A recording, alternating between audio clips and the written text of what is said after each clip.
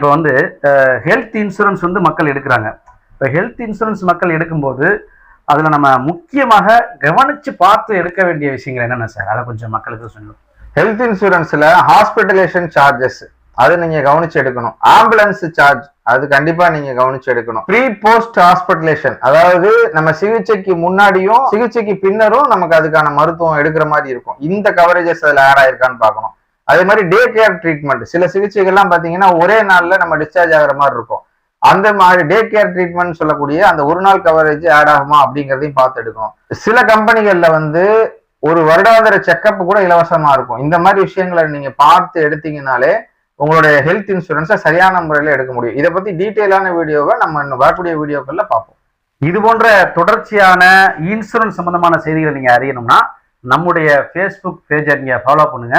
அதே போன்று இன்ஸ்டாகிராம் பேஜையும் நீங்க ஃபாலோ பண்ணுங்க. நம்முடைய சேனலை நீங்க கண்டிப்பாக சப்ஸ்கிரைப் பண்ணி வச்சுங்க. உங்கள் மருத்துவம் எங்கள் பாதுகாப்பு. நன்றி.